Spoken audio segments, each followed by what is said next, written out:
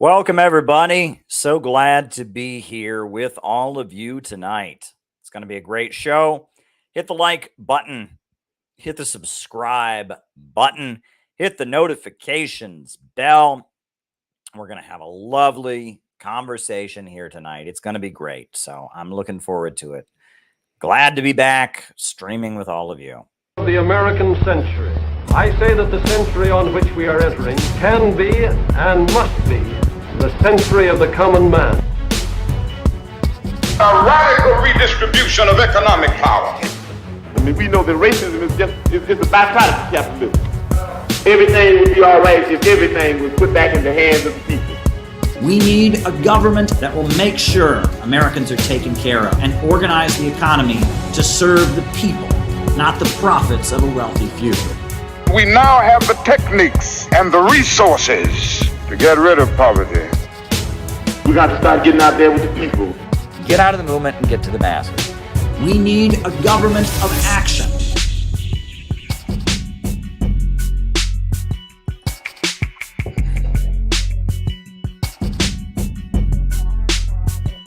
Welcome, everybody. I got to tell you, I am worn out. We just had a great day on Monday. We had an amazing event.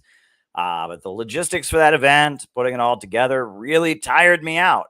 Really tired me out. But it was a very successful event. We're definitely going to talk about that later in the stream. So I'm just glad to be back with all of you tonight. So tweet this out, bring your friends, make this your Facebook status, bring everybody. Let's have another great late night conversation here. Not sure how long I'm going to go tonight because I am still exhausted from the weekend, but we're going to do it. We're going to have a great stream here tonight. Now, for those of you who may not be familiar, the way we do these streams is I give my opening remarks. Then from there, I do a roll call to find out who it is on the other side of the camera, who's watching.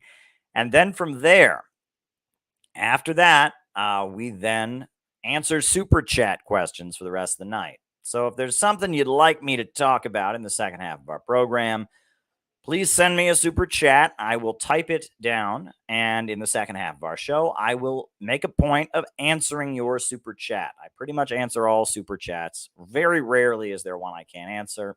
It happens, but for the most part, I answer super chats. So if you want me to talk about something in the second half of our show, by all means, send me a super chat. Forgive me if I seem a little tired tonight. I'm still recovering from all the amazing things that happened over the weekend. Not over the weekend, but on Monday, really. Monday, July 10th, 2 days ago. Today's the 12th. We had an event in New York City. And so I guess for my opening remarks, we'll just get into that. So first thing we did was at 3 p.m. You may not be aware. We had an anti-imperialist rally in Manhattan. And I'm going to show you some of the video. Lumpia was at the event. She did a great job chairing the event, and she was exhausted. Slept 14 hours yesterday from 5 p.m. to 7 a.m. I hear you.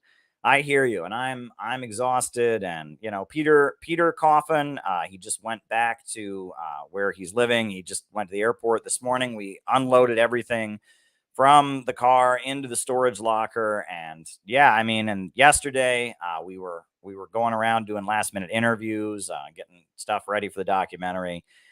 It is going to be amazing, the documentary Peter Coffin makes. He made a great documentary of our last conference, and he's going to make an amazing documentary of this one, themed around the criminal justice system, the legal system, how it targets the poor. It was a great event. Lumpia was our chair. She does a great job with that.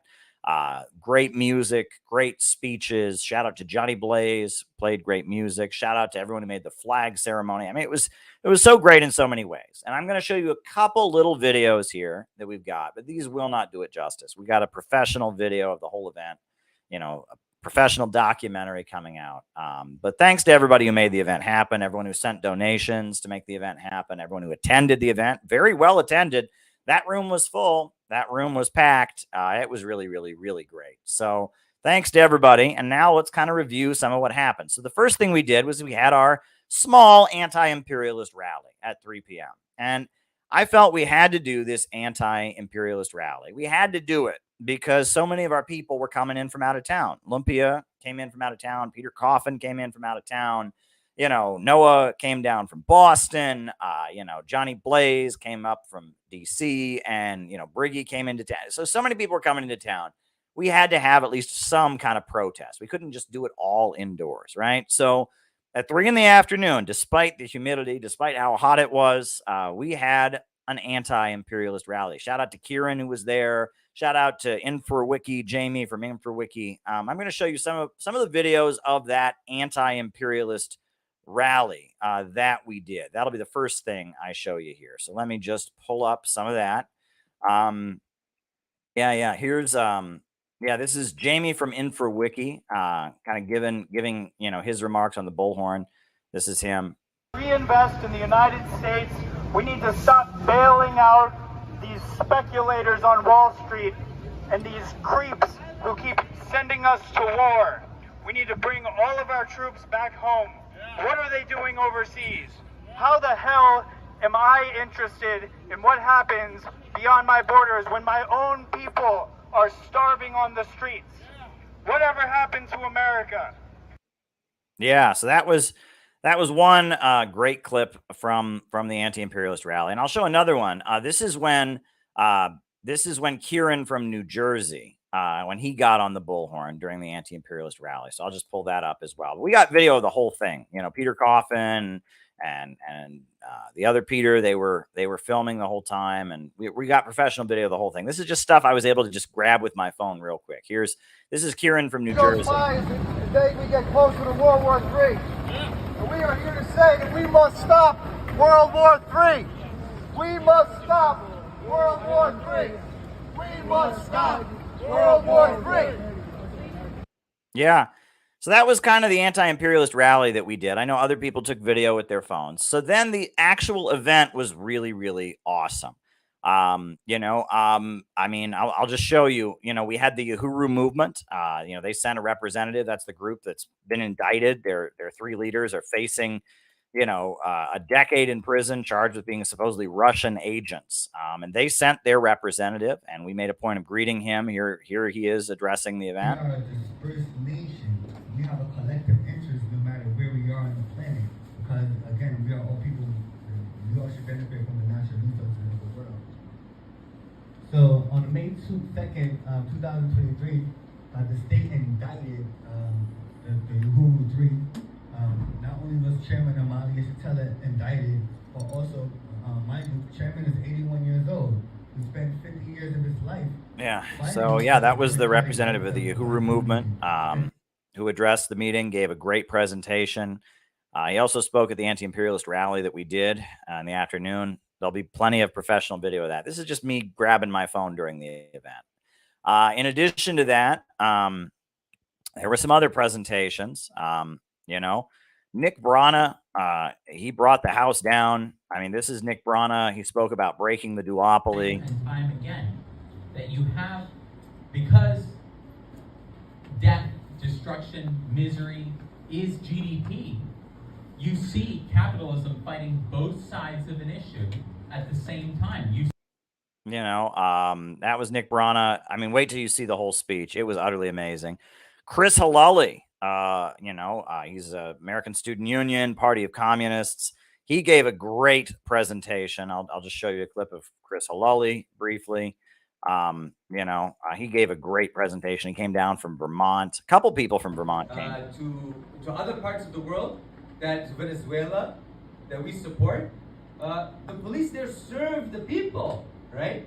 They're not just picking people off the street to put in a prison, and that prison generates money for a ruling elite. No. The people. So that was Chris Halali. Let me see if I got any other video on here. This is just a taste of what you'll be seeing soon, right? Yeah. So yeah, I think that's it. That's all the video I've got. But that's just what I did with my phone real quick during the event, just to pass the time. But we got professional video coming out soon. You'll see everyone left the event with just a glowing feeling. We had a lawyer friend of mine who goes back to Occupy Wall Street. She talked about the tenant struggles. Jose Vega, the great Jose Vega, gave a great presentation, was there and did great work. It was a great event. It was really, really a great event. Johnny Blaze played some great music, and it was overall a really tremendous evening. So you are going to love this documentary that Peter Coffin made. We were at the United Nations yesterday, and Peter Coffin was interviewing me at the United Nations and doing stuff with people at the United Nations. You'll see about that later. Peter Coffin and we interviewed my lawyer friend, and we interviewed some of the tenants in the building that they're, trying to drive people out of public housing in New York City. That was really powerful.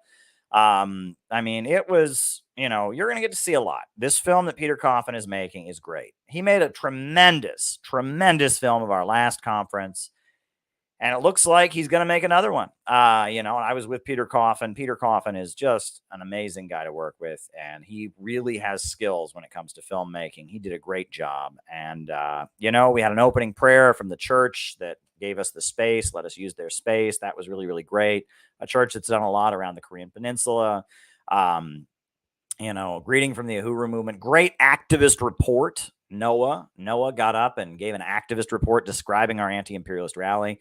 And, we did an anti-imperialist rally the night before, too. The night before, we went to Central Park and we unfurled our banner. We had a speak out in Central Park. Peter filmed all of that. And then we also had this anti-imperialist rally around 3 p.m. in the afternoon. And both of these anti-imperialist rallies were well received. The amount of people who gave us a thumbs up and said they supported us was massive. And it's weird because we're in a very, very Democratic Party, liberal, yuppie, middle-class city. We were in 42nd Street area. We were in Central Park. You would think that all these people would be completely supporting the U.S. government, completely hating Russia and China and the police, supporting the police state. That was not the case. Many people gave us thumbs up, said, I'm with you, I'm on your side. I was blown away, to have people in Central Park, all this, foot traffic, just people going by. And so many people saw us there in Central Park, saw Noah, saw Simon, saw, Liam, saw Peter Coffin. They saw us on the bullhorn agitating, and they stopped by and gave us a thumbs up, said, we support you. We gave out the business cards. Shout out to Tim, who's done a great job with the business cards. It was really great. And I'm blown away because I'm here in this city, and I assumed, this is Rachel Maddow land. This is Democratic Party territory, but people can see that it's bullshit. People can see that it's bullshit, and it was amazing to have so many people in Central Park and in Manhattan giving us the thumbs up. There was an older guy who used to be kind of an active leftist. He hung around, an older guy named Mitch, I think, and he introduced himself to us. And he said, I used to be kind of a leftist anti-war guy, but I got frustrated, but I'm really glad that you're out here. I just wish there were more people. I wish there were more people out here with you. So many people were giving the thumbs up, saying that they agreed. It was really, really, really amazing. It was a really, really amazing couple days there. Central Park on Sunday, Times Square area, 42nd Street area on the next day at 3 p.m. And then our lovely evening event, packed house, great music, great speeches, great emotion everywhere. We did the Pledge of Unity like we always do. We did the flag ceremony that we always do, that flag ceremony with the Internationale and the Star Spangled Banner. It was just a tremendous event, and I'm really, really happy about it. Thanks to everyone who helped out, helped make it happen. Very, very appreciated to everyone who helped make it happen. And keep your eye out for the professional video of the speeches that'll be coming out soon, and for the full-length documentary that Peter Coffin is making. It's going to be awesome. We are coming together as an organization. We are getting better and better at this. We are having more activities. We're having more events. I'll tell you, this took a lot out of me. It is hot and it is humid out there. It's muggy, as they say. And the logistics of this event were challenging. Anywhere else, you can just drive up, park your car, unload things. Not in Manhattan. And we had to get into a parking garage, and the parking garage was valet, so it was hard to get stuff out of our cars. And oh boy, it was logistically quite stressful to get everything in order, but we did it. We got through it. It was a stressful couple days. You can hear that my voice is a little bit shot from all the speaking and protesting and yelling and giving people instructions. But it was great. It was absolutely great. It was really, really tremendous. Now, Lumpia says that I'm a patient man. I'm touched to hear that, Lumpia. I'm really touched to hear that because, it can be stressful, but we did it great. We did it great. I am very happy, and everyone who came to the event was blown away by it. There were a number of people in the audience who had never been to a CPI event before. Never. And they loved what they saw. They absolutely loved what they saw. We had people in the audience from the Bronx, people who came from Pennsylvania. Shout out to you, Briggy. You were there. Briggy was there. It was really great to see you, Briggy. We had people who came down from Vermont. The People's Party came out in big numbers. Nick Brana spoke, but we had Theo and Erebos. They were there. And Johnny Blaze, who's also in the People's Party. He's a member of the CPI. He was also in the People's Party. He was there. And, they were there. The Schiller Institute, Jose was there, but Keenan was there, and a couple, I think Pesto Mime was there. A few other people from the Schiller Institute turned out. They were great. It was all around great. Daniel Villa, who's a radio host on WBAI, he came out. He was there. Great radio host, longtime Puerto Rican American activist.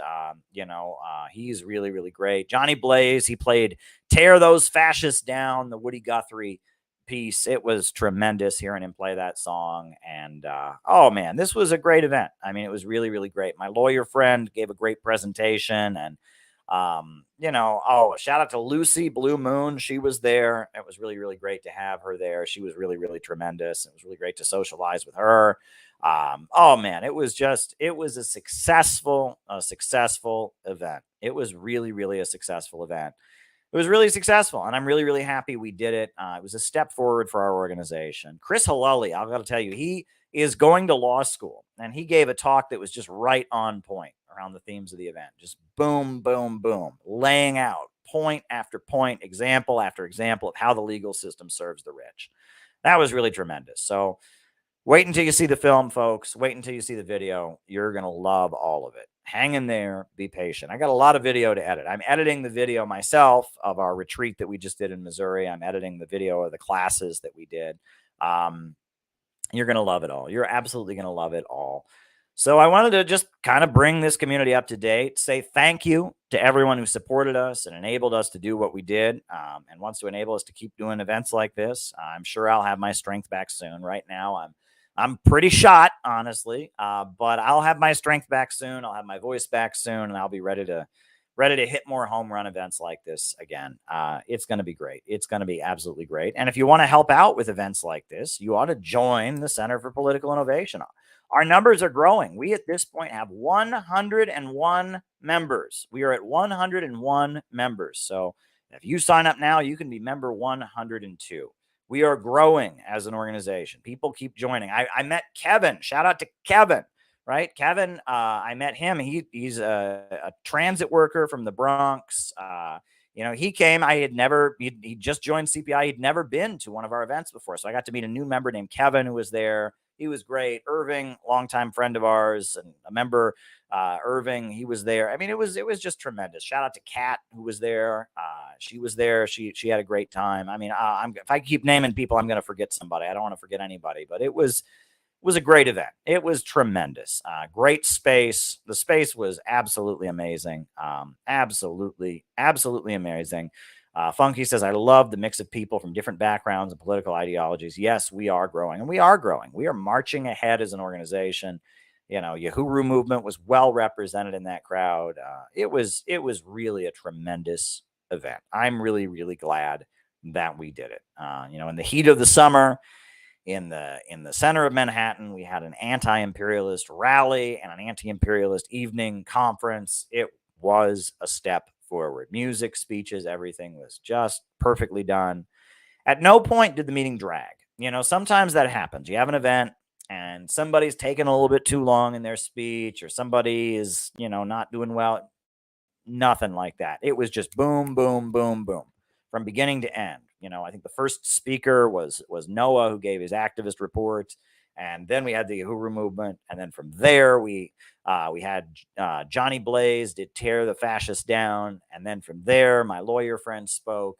And then from there, we had, Jose, who told a very touching personal story. I don't want to give it away. You'll see it. Jose gave a great contribution. Then from there, we had Chris Alali. Then from there, we had Nick Brana, who did an amazing job. And then I closed it out. I gave a closing speech about CPI and what we're all about, and Kamala Harris and all kinds of stuff. It was great. It was a really, really, really great event. It was really, really, really, really great. It was really, really great. So I guess that's what I wanted to share about our event. Now, for the rest of my opening remarks here tonight, which I said this isn't going to be the longest chat I ever did, but if anyone has any questions they want me to answer, anything they want me to talk about, send a super chat for the second half of our show. But the other things I wanted to talk about, just real quick, just wanted to quickly go over some world events.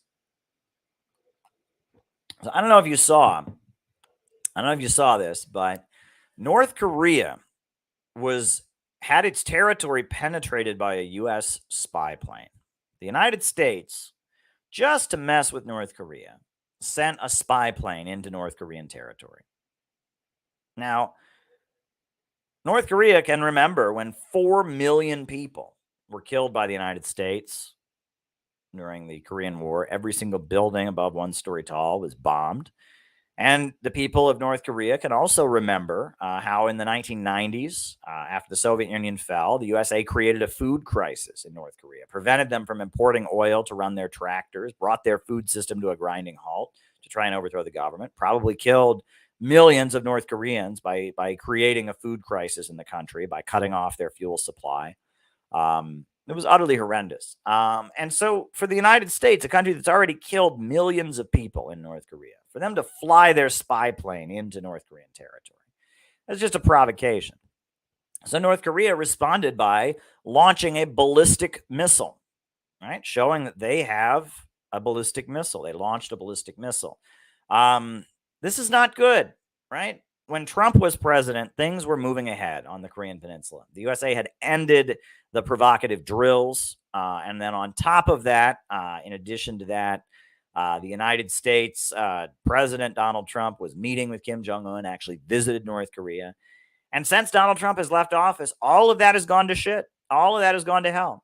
And I do not understand how anyone can think that Joe Biden is more peace-oriented, less of a warmonger somehow than Trump. Trump was far more interested in world peace. Now, what Trump did with Qasem Soleimani in Iran was absolutely horrendous. And Donald Trump was bad in many, many ways. I'm not trying to tell you Donald Trump was some great anti-imperialist, but all the people that were pushing Donald Trump to be a bad president when it came to Iran, when it came to Cuba, are all out of his camp. They've all turned on him. Mike Pompeo supports the prosecution of Donald Trump, right? John Bolton endorsed Joe Biden and is part of the Biden administration.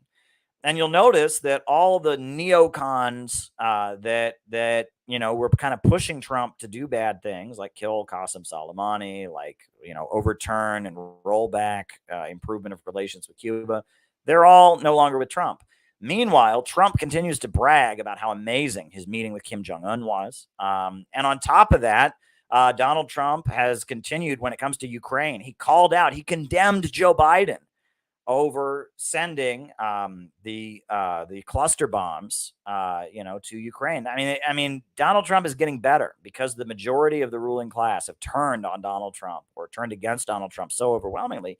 Donald Trump is getting better. And the Korean Peninsula is a great example of that. Joe Biden is escalating the Korean Peninsula to war. That's what he's doing. He's escalating the Korean Peninsula into a dangerous, dangerous direction where we could have war very, very soon. Meanwhile, at the same time, when Trump was president, things on the Korean Peninsula were starting to improve. Now, I wanted to also mention, I don't know if you see this, but the Iranian president, Ibrahim Raisi, who's the president of Iran, he's a hardliner. He's from the more hardline wing of the Islamic Revolution.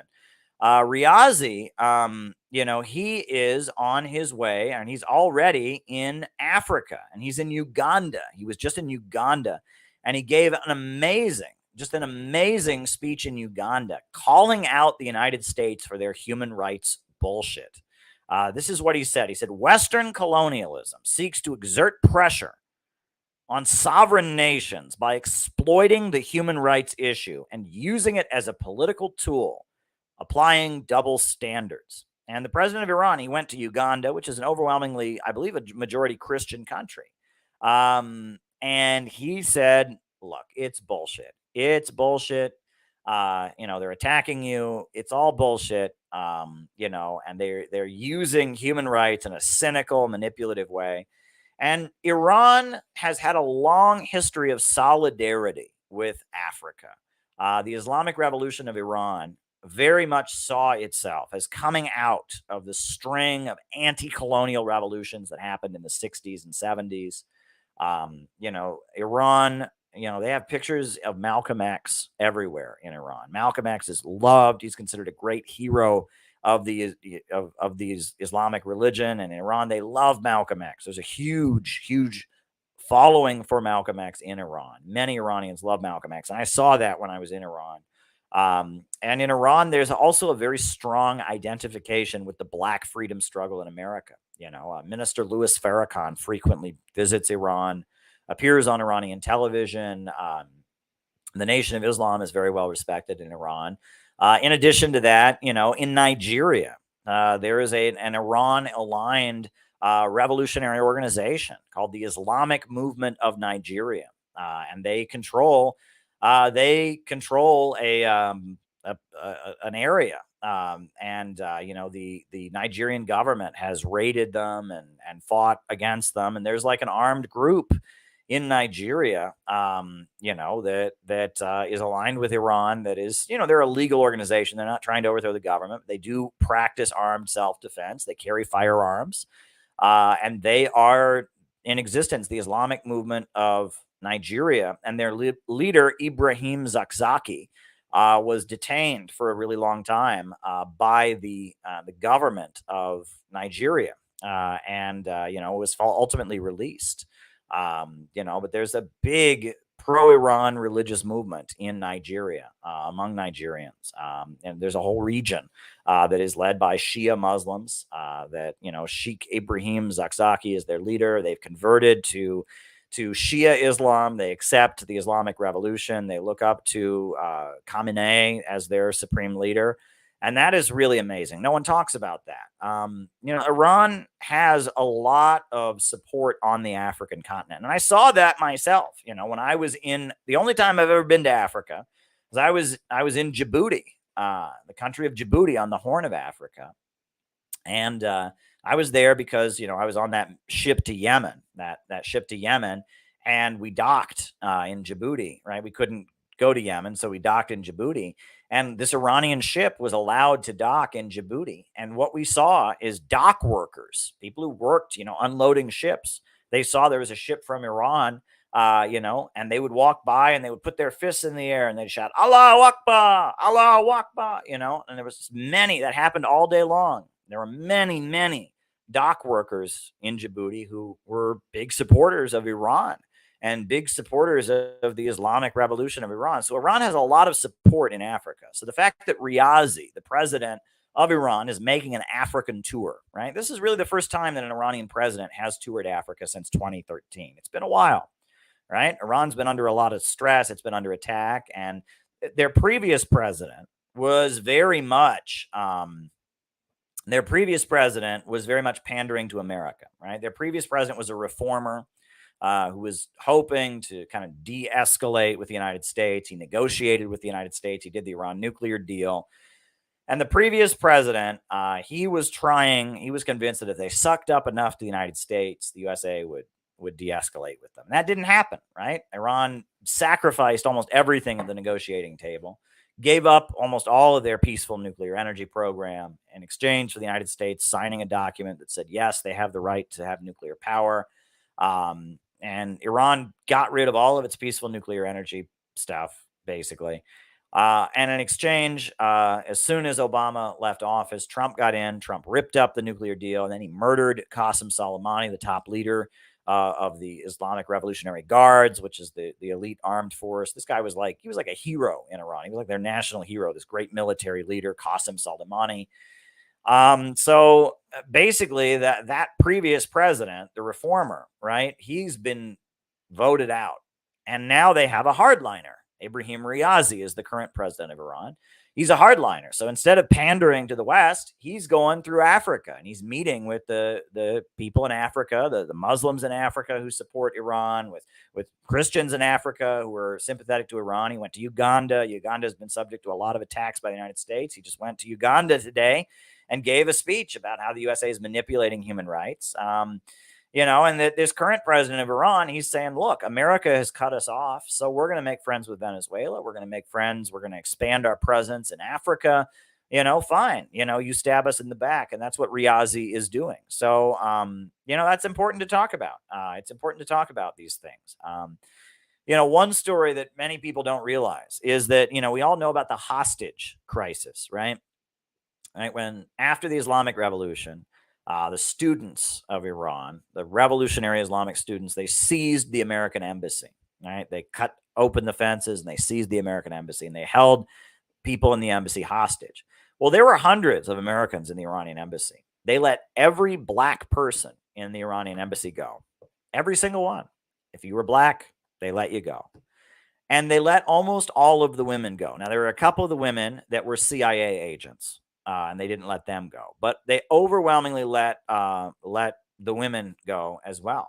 And the fact that they let all the black people who worked at the embassy, they let them go, that was a political statement because the Islamic Revolution of Iran was in support of the black freedom struggle of the United States. And they still very much are. I went to a whole conference in Iran. The third New Horizon Conference was dedicated to the black freedom struggle. I even gave a speech there. And I've shown that speech on these streams before. I gave a speech at a whole conference in Iran dedicated to the black freedom struggle. Vernelia R. Randall, who's the editor of racism.org, she was there. She's from Yellow Springs, Ohio. They flew her in for that conference, flew her to Iran. Elderly woman, longtime anti-racist activist and academic. And she was there in Iran speaking about racism in America. The staff, the leadership of the Nation of Islam and Minister Farrakhan, they were there at the conference. There were a number of Black Lives Matter activists, some famous hip hop artists were there. It was a really big deal, this conference I went to in Iran, and it just showed me how dedicated to the Black freedom movement Iran is. But also, in addition to that, there were a number of Africans at this conference. There are thousands of Africans who go to Iran to study at the Islamic university system. In Iran, they teach Islam at these Islamic universities. They teach the Islamic theory, the Islamic teaching, the Islamic revolution. There are thousands and thousands of Africans in Iran, and no one talks about this, right? I met Zimbabweans, people from Zimbabwe that were studying Islam in Iran. I met Nigerians who were studying Islam. I met Ugandans. There's a lot of Africans who are Muslim, who think the Islamic Revolution is a great example of anti-imperialism, who think that Russia and China are friends of Africa and not the United States. And they go to Iran and they study, and Iran pays for it too. It's a lot of it's free. There are many Africans who have gotten their education in the Islamic Republic of Iran. The rabbis in Iran love Farrakhan. I'll write that down. The rabbis in Iran love Farrakhan. I'll write that down. Very good. If people have more super chats, I'll answer them. But, Iran has done a lot to build up anti-imperialist solidarity on the African continent, and no one talks about that. That's just a story that you would never hear about, right? You would never know that, right? You would never know that. And, the U.S. media likes to play up the idea that, that people from the Middle East and Africans are enemies.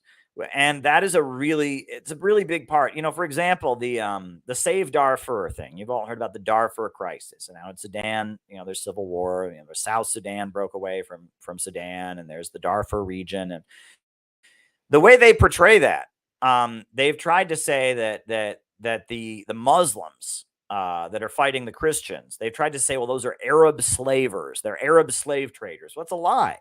The Christians in Sudan are black. they're Africans. And so are the Muslims in Sudan. They look the same. But there's this old stereotype that they have that, that Arabs, people in the Middle East, Persians, that they hate black people, right? That they hate Africans. And that does not match. That just does not match the record of the Islamic Revolution. I mean, it just doesn't match.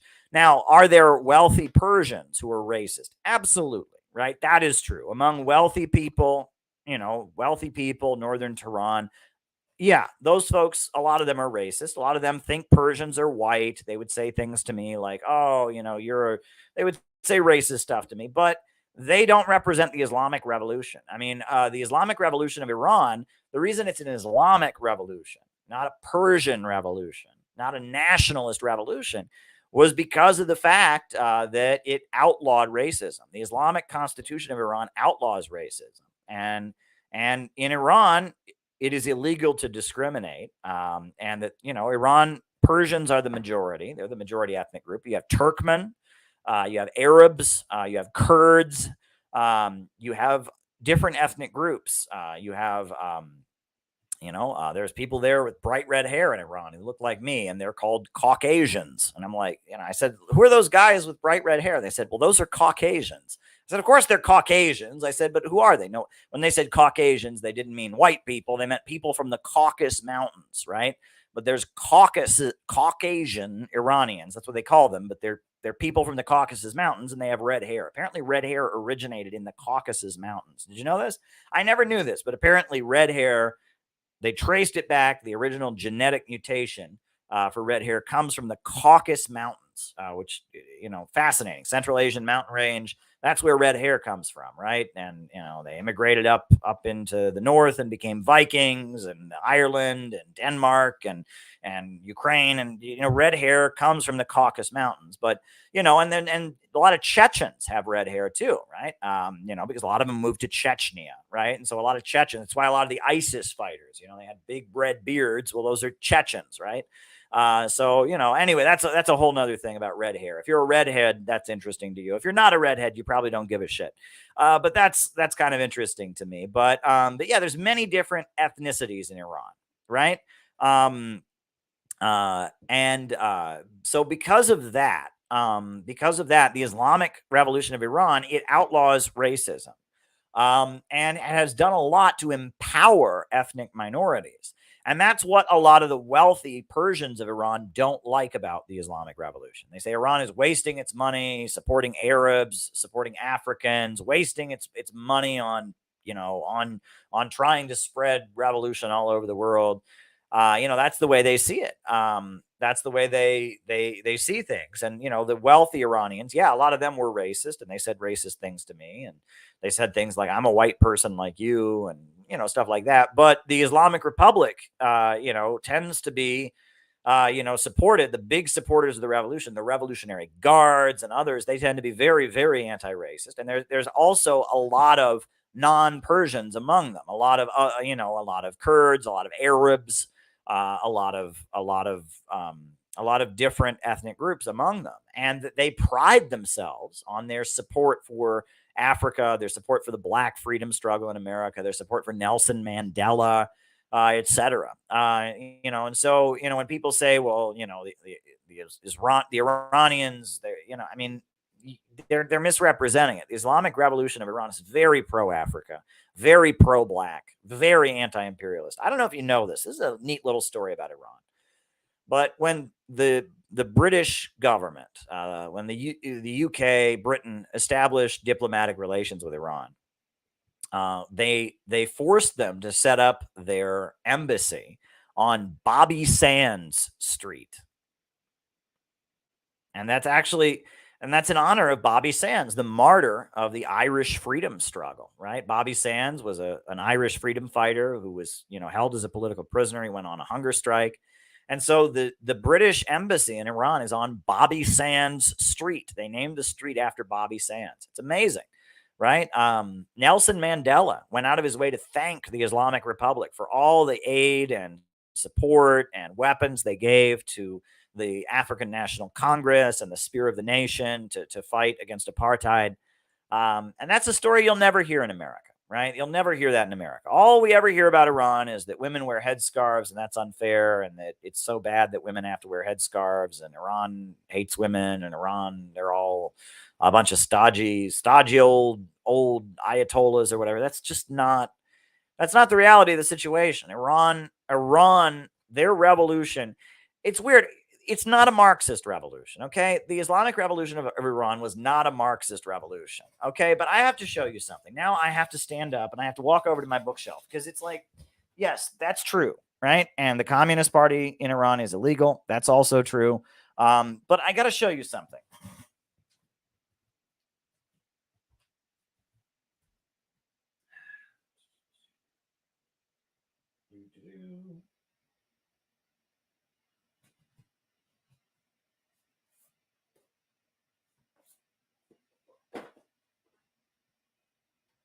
Because when I was in Iran,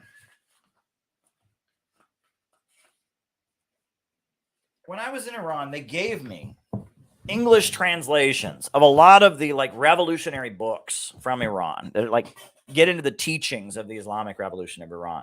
I just want to show you some of them, right? This is like, and you can't buy this in the United States because it's like, it's not published, right? These are published in Iran. This is one of their main books, right? Laying out their Shia Islamic revolutionary ideology. It's called Hussein, the Savior of Islam, right? This is just one of their official books. It's written by a scholar, a scholar of the Islamic Revolution. What does it say here? This is the opening. This is the first sentence of the book. The history of mankind is a chain of successful and failing revolutions, one replacing another, only to be replaced by yet another. Revolutions have always been a tool of evolution, a sign that change must occur. The message of Muhammad was the true sense of a word, a revolution. It gave mankind a new vision, a new purpose. It was the message of peace and goodwill, love and tolerance, in a society where hatred and corruption and lust for power ruled. It was beyond social, cultural, and geographic barriers. It perceived all human beings to be one, originating from the same creator. And yes, difficult though it was, Muhammad did succeed in creating a society based upon the values that he preached. I mean, it's heavily influenced by Marxism, right?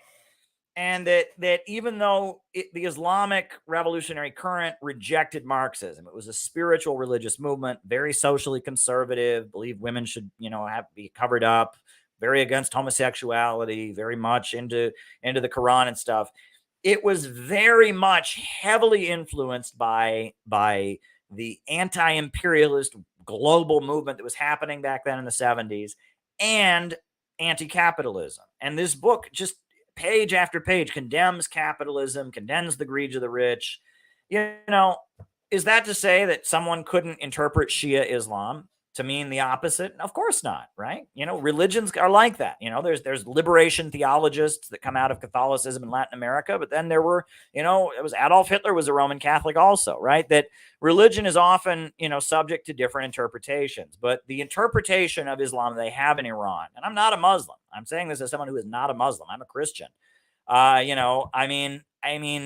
read, this book, Hussein, this is another version of it, Hussein, the Savior of Islam. This stuff is very, very Marxist. I mean, you can tell that at the time this was being published, and one of the slogans they have painted everywhere in Iran is not capitalism, but Islam, right? Not capitalism, but Islam.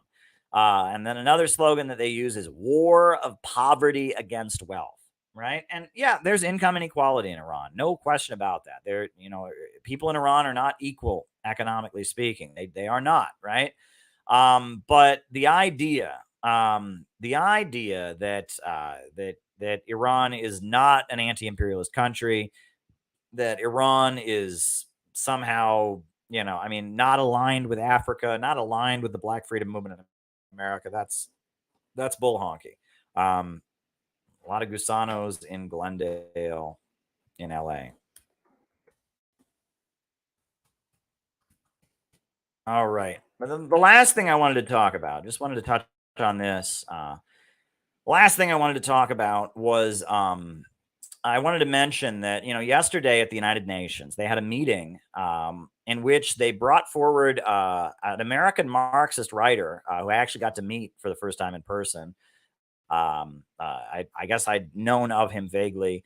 A guy named Bryce Green, who writes for Monthly Review Magazine and Fairness and Accuracy in Media. Russia gave him a platform at the United Nations. And a guy named Jeff Brodsky, and both of them talked about how the Nord Stream pipeline was bombed by the White House. The United States blew up the Nord Stream 2 pipeline. Joe Biden bombed the Nord Stream pipeline. There's no question about it. Anyone and all the other versions of events, all the other tap dancing, oh, it was somebody else. It's all bullshit, right? And so Russia gave a platform to two American journalists, Bryce Green and Jeff Brodsky, to speak to the UN Security Council to talk about this. And they got up and they just said, yeah, Nord Stream 2 pipeline pretty clearly bombed by the United States. Here are the facts. And then after that, the Russian ambassador got up, and then it was an open floor meeting. Anyone could speak, right? Any of the UN countries. But here's what's the most wild part, right? You know what countries didn't even attend the meeting? There were a couple countries that did not even bother to attend the meeting. And those countries were Sweden, Denmark, and Germany. The three countries whose territorial waters were affected by it. The bombing of the Nord Stream 2 pipeline happened in their territorial waters, and they didn't attend the meeting. Now, what does that tell you? All right, that they pretty much know that the United States blew up their pipeline, and they were afraid to say anything. The fact that they didn't show up for the meeting about an act of terrorism, destroying a natural gas pipeline, something that happened on their territory, they didn't even show up for the meeting, right? So at this point, everybody knows the United States blew up the Nord Stream pipeline. The USA threatened to blow up the Nord Stream pipeline beforehand. All the evidence indicates the United States destroyed the Nord Stream pipeline. Nobody else could have done it. I mean, all the other, they say it's a pro-Ukrainian group. Well, unless you consider the White House to be a pro-Ukrainian group, that doesn't add up. Or my favorite, they try to say Russia blew up their own pipeline. Yeah, why would they do that? They fought like hell to get that pipeline built. Very clear. Very clear. No question about it at this point. The United States blew up the Nord Stream pipeline. If you go and listen to what Jeff Brodsky said, go and listen to what Bryce Green said at the United Nations, the United States bombed the Nord Stream pipeline. Facts are facts. And, the fact that the United States doesn't acknowledge this, it's particularly ridiculous. And I just wanted to end my opening remarks by throwing that out there. But before we do the roll call, I do want to remind you all, if you want me to talk about something in the second half of the show, shoot me a super chat. I only have 2 super chats so far, so it's going to be a short Q&A. So if you got something you want me to talk about in the second half of our show, go ahead. So I actually wanted to play a song. It's taken a little bit for this song to download. Hopefully it downloads sooner than later. What's this? AOC and Bernie had a town hall on climate change, but they have both endorsed Nord Stream bomber for president. Very good point.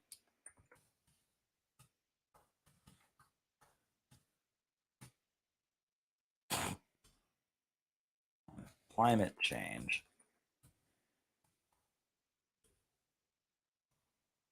They both endorsed Nord Stream bomber for president. Very good. Wrote it down. But at this point, it's very blatant. So I'm going to play a song here. Now, this song is particularly amusing. And the reason that it's particularly amusing is that this song actually comes from a video game. I do not play video games. I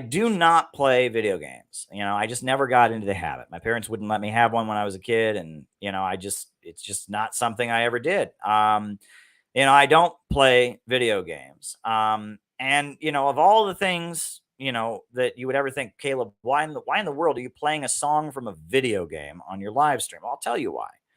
So this song, it was in a video game, and the plot of the video game, from what I understand, was based on the Waco incident, right? The incident at Waco, right? At Waco, There was this group of religious people that were, they were living in their compound in the middle of rural Texas.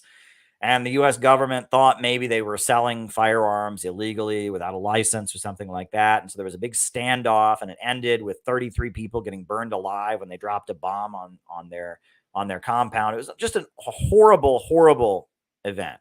Just a horrible, horrible moment, in American history when they, the U.S. government just, destroyed this religious compound at Waco. And so apparently the video game based on it, like, with fictionalized characters, was made. And they wrote this song for the video game, right? They wrote the song for the video game. But the song caught on because it's quite a catchy song. You can find many versions of it on YouTube. So then this right-wing group called the Bugaloo Boys. Remember the Bugaloo Boys? The Bugaloo Boys, they started using this song as their theme song, right? And we all know about the Bugaloo Boys because that's why we're all supposed to hate Jimmy Dore, right? Jimmy Dore interviewed one of them. So the Bugaloo Boys, they co-opted this song and they made it their own. And they started singing it at their rallies and made it their own song. So at this point, the song has been labeled as, a MAGA song or whatever. And, it's considered a far right propaganda song. It's bad. It's like on the list of things you're not allowed to do, right? The liberals, if you hear someone singing this song, you're a bad person, right? And so this song now has gone from just being a song from a silly video game. It has gone to be the anthem of the Bugaloo Boys. And then it's now just turned into this song is actually, it's now a big deal. Now, I'm not going to play you the copyrighted version from the video game. You can go look that up for yourself. But I'm going to play you. This is a woman. She, she has a YouTube channel and she performs it. And it's a very well-written song. And it's vaguely anti-capitalist, right? It talks about, they have bombs and they have tanks because they've got money in their banks. I do know about Ruby Ridge. I can talk about that.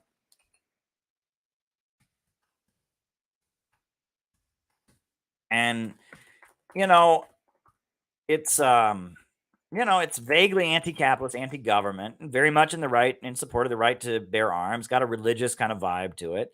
And it's quite it's kind of taken on a life of its own. Every so often, something kind of appears in the culture and it takes on a life of its own. So this is the song. It's called, I like it. I really do like it. And, I think we should make it, there's different people in CPI that like the song, that sing the song. And I think, we ought to try to own it, right? Because it's kind of part of the anti-Biden, anti-globalist, anti-deep state movement now, because the left has labeled it now, this song from a video game, because the Bugaloos used it. Now this song has become kind of an icon of being against the deep state. So maybe we should try to own it for ourselves. Here we go. Keep your rifle by your side.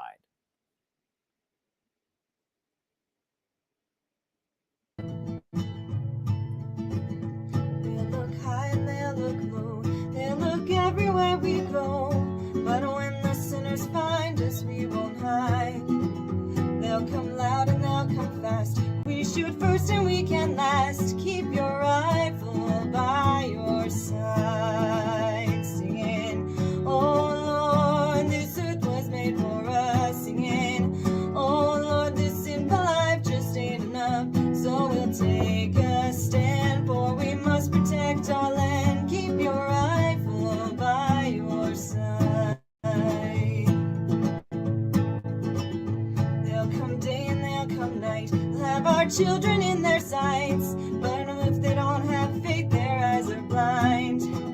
They can scream and they can shout, they can never smoke us out. Keep your rifle by your side, singing, oh Lord, this earth was made for us, singing, oh Lord, this sinful life just ain't enough. When we hear the voice, we have no other choice. Keep your rifle by your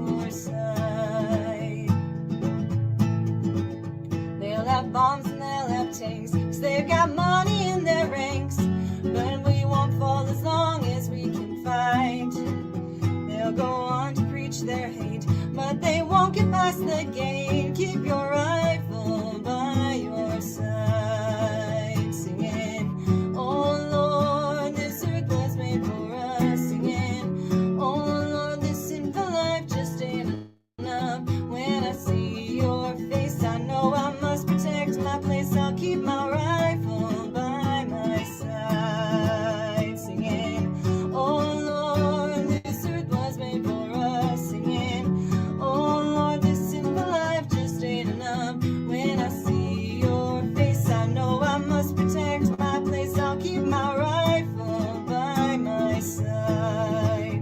Keep my rifle by my side. Keep your rifle by your side.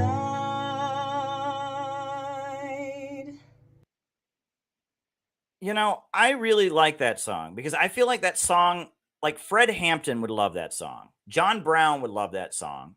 But, you know, it's written for Waco, right? You know, and it's a very American song. It's very anti-imperialist, anti-deep state. It's got a religious edge to it. It's got kind of a loyalty to one's family, one's tribe.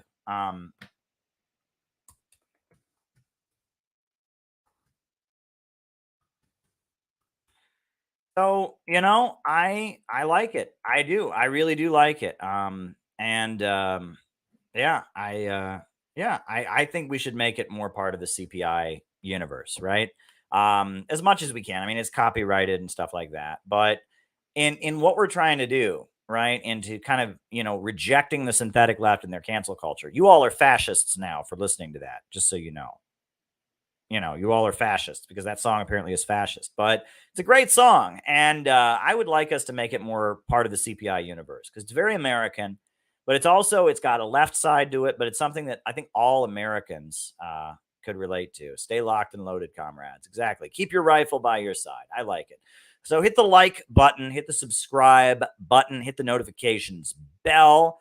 And now let's do the roll call. Names and locations, and I will call you out as I see you. Names and locations. Who is with us tonight? Names and locations. Who's with us? Names and locations. Who is with us? Names and locations. Who's with us?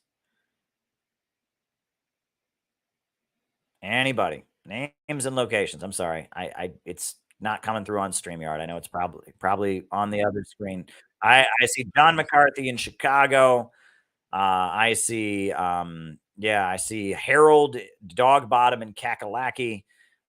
I see Temple City, California, Killian from Milwaukee, Seneca, South Carolina. I see Gabby in Chicago. I see Chester in England. I see Scott in Florida, Bendigo, Australia, David Fox, Chris in Texas, the seasoned noob in China. Very good. Catalonia, Spain, Patrick in Maine, Clinton Fraser in London. So good to have you all with us. Sin City, California. Welcome, welcome, welcome. We got Alex from Brazil. We got Chris in Salt Lake City, Mindanao to Midwest. Olympia Logic is with us. Briggy from Pennsylvania. Bob Troy in New York. Alex from Brazil. We got Johnny Blaze from Virginia. Great musician. Did a great performance. And great to have him at rallies. He's a great guy. Johnny Blaze is awesome. Detroit Anthony is with us. Bob Troy in New York is with us. We got Garland, Dorr, Oklahoma, Micah in Las Vegas, Roy from Cagayan de Oro. Not sure where that is. But that's okay. Micah from Las Vegas. Ellie in Chicago is with us. Welcome, Ellie. So glad. Patch in Arizona. Jenny in Cincinnati. Jenny Lynn in Cincinnati. Welcome, Jenny. So glad to have you. So glad to have Patch in Arizona. So glad to have Ellie from Chicago. It's so great to have everyone here. Mindanao, that's in the Philippines. Very good point. Rice from Adelaide, Australia. Very, very, very good. Good to have you all with us. Names and locations. So I've got a few super chats here. I guess we can just quickly go through them. Most of them are from, we got Lana in New York City. Welcome, Lana. Glad to have you here. You must be a newcomer. Welcome, Lana. Glad to have you here. So why don't we, I'll just quickly go through the super chats. The majority of them are from John McCarthy, and we love you, John, and we're really glad. So that's pretty cool. So yeah, hit the like button, hit the subscribe button, hit the notifications bell, and I'm going to start answering super chats. First super chat, rabbis in Iran love Farrakhan. Very true. That is absolutely true, John. And that in Iran, there are a lot of Jews. I've been to a synagogue in Iran.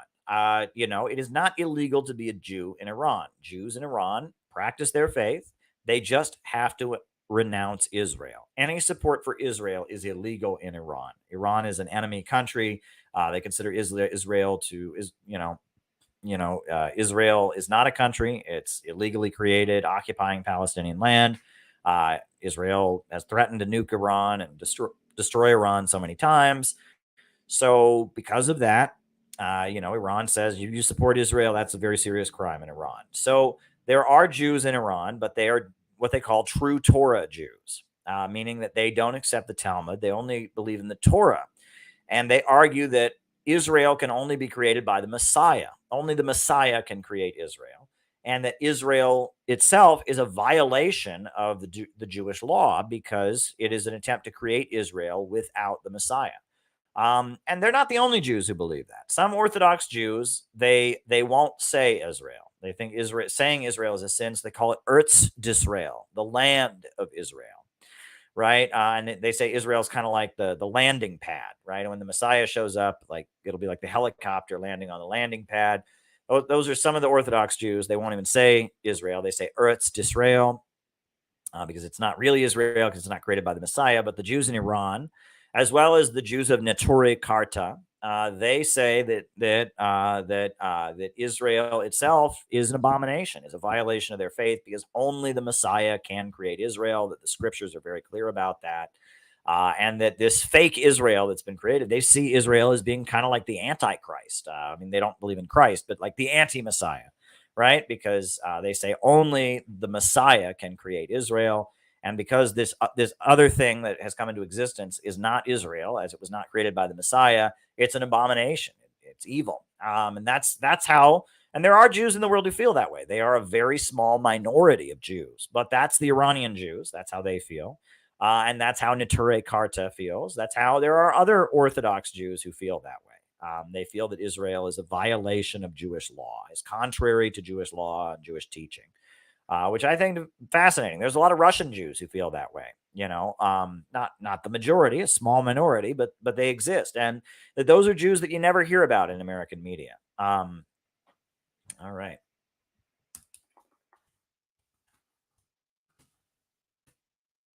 Never hear about those Jews in American media. You only ever hear about Jews who love Israel, Jews who think Iran is evil or whatever.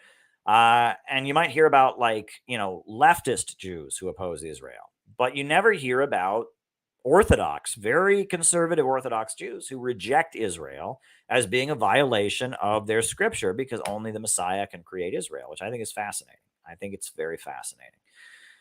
All right, next question we've got here. A lot of Gusanos in Glendale in Los Angeles. Yeah, well, there were a lot of Iranians who fled to Southern California. Southern California is full of Iranians who fled at the time of the revolution. There was a lot of wealthy Persians that were part of the Shah's inner circle. Also, the Baha'is, the Baha'i faith. They are not on good terms with the Islamic Republic.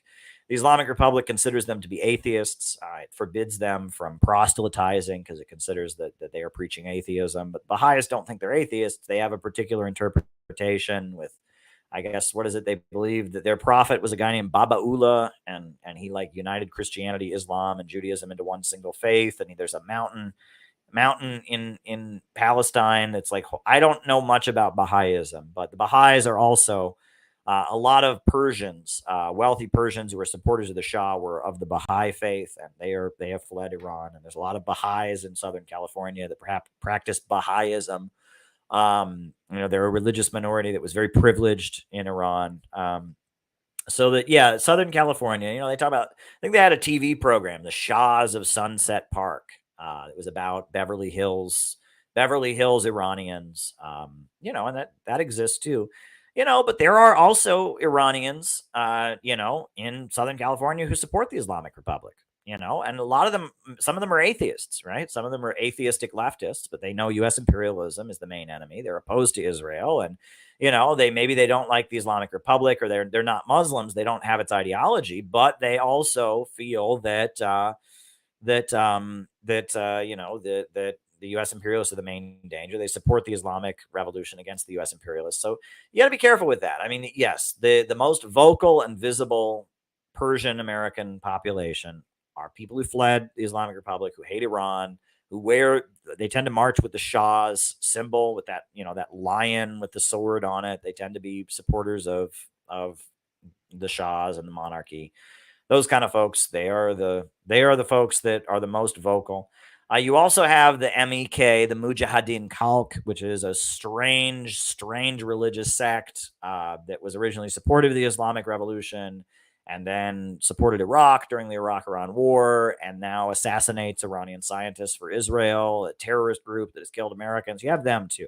They're mostly in Washington, D.C. and New York City. They're not in Southern California, but there exists the Mujahideen Khalq, the MEK, and that's a U.S. intelligence run organization. Originally, they started as some kind of weird. They called themselves Islamo-Marxists, but there we go. If Biden wins in 24, we'll get Kamala. You're absolutely right about that, Gala, and I got plenty to say on that.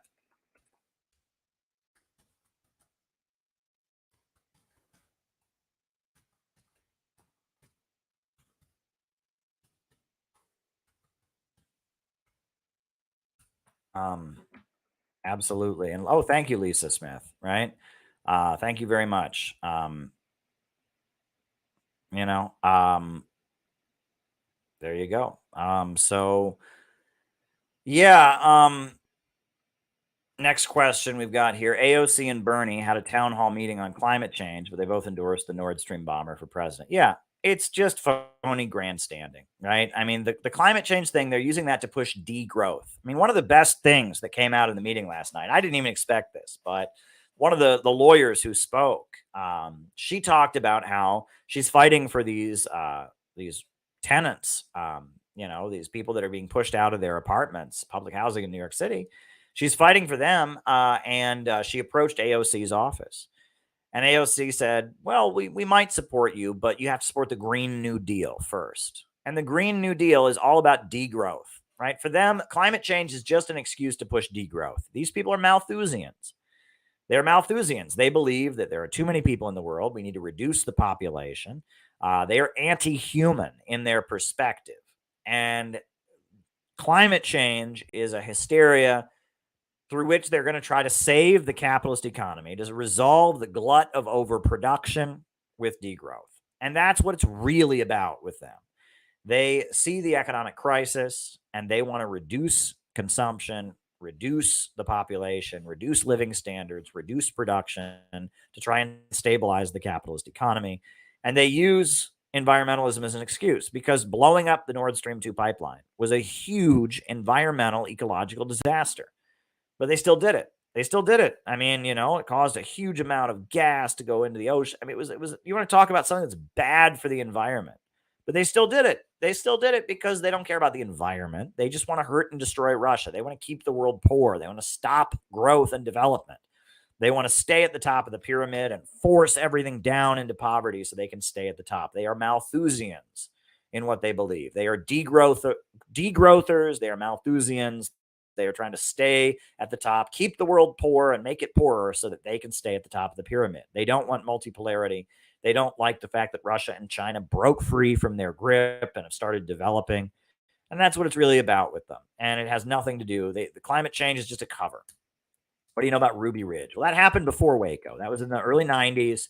Ruby Ridge, there was I believe the guy was a neo-Nazi to some degree. They wanted to arrest him. He wouldn't come out of his house. And so there was a shooting match. And I don't know the details of it, exactly, but it was right before Waco, and the guy had guns, and I think he had a wife and kids in his house, and he wouldn't come out. And he was, if I'm not mistaken, I think wasn't he like a former FBI or former Army Special Forces guy? He was like a right-wing extremist, but he'd somebody who'd been in the American government, and he wouldn't come out of his house. They surrounded his house. There was a big shootout. A bunch of people died, right? Did not know about the Iranian Jews that believed only Messiah can create Israel. Thanks for sharing that. Well, you're very welcome, Lisa. You're very welcome, but I'll touch on that.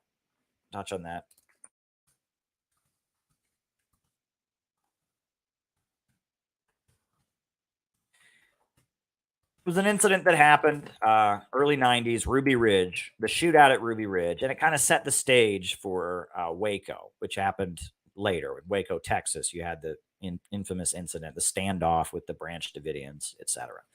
So yeah, that was that. Do you believe in the miracles of Jesus? Look, that's bait. That's bait. And that I don't, this is the problem, right? New atheism has created this atmosphere where you're on the internet, right?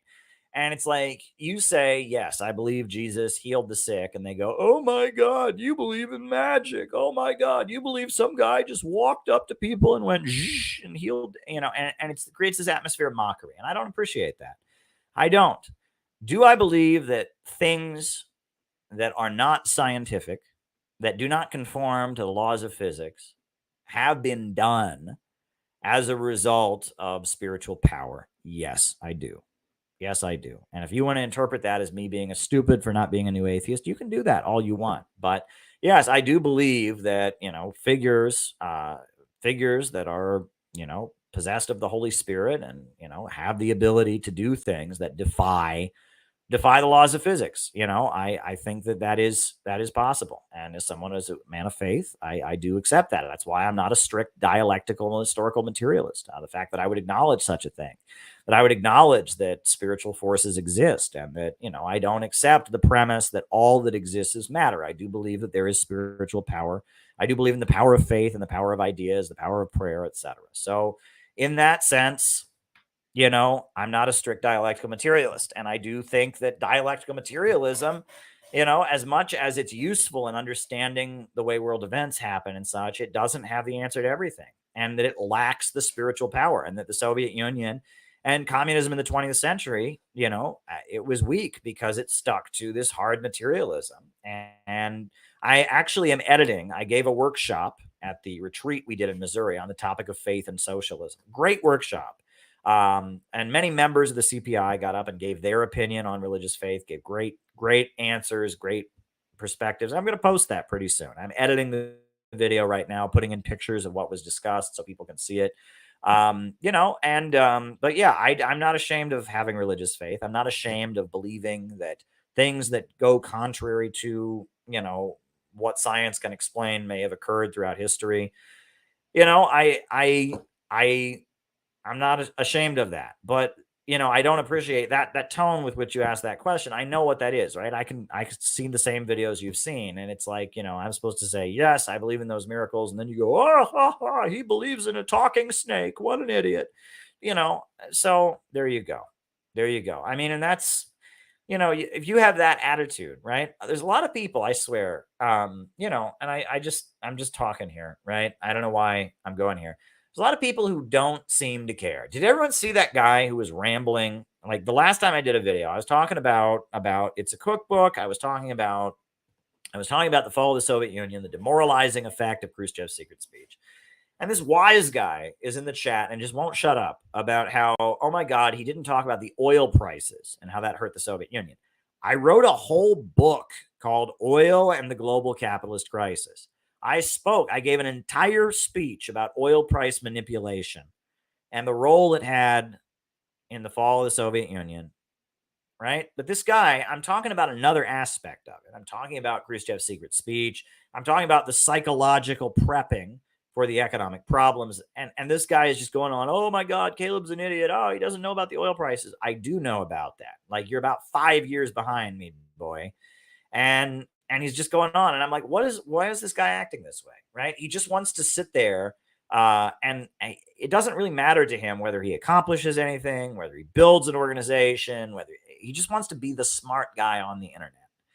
Right? And there's a lot of that, of people who just want to be the smart guy on the internet.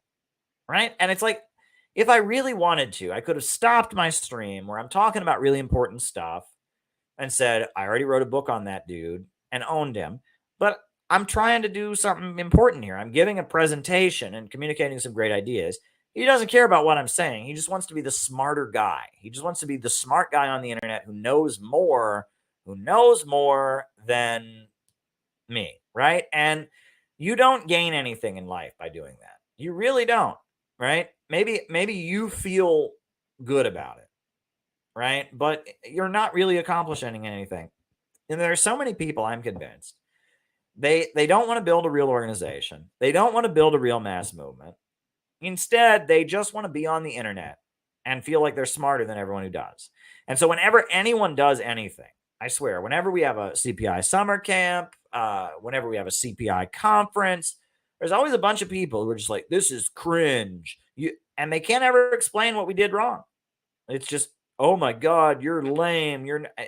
Why? Because we did stuff in real life.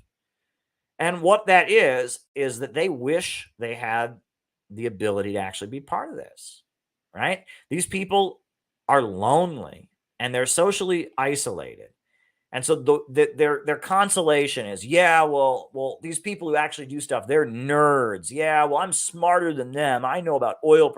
It's a way to like make themselves feel better. And it's very, very sad. It's very, very sad, right? It's like, and it's like a dog chasing its tail, because the more you act like that, the more you act like an asshole like that, the more socially isolated you become. And then the more you're going to try to console yourself by being a snob and thinking you're better than everybody else. And then the more you're going to act like a jerk, the more socially isolated, and it builds on itself. It's like a snowball, right?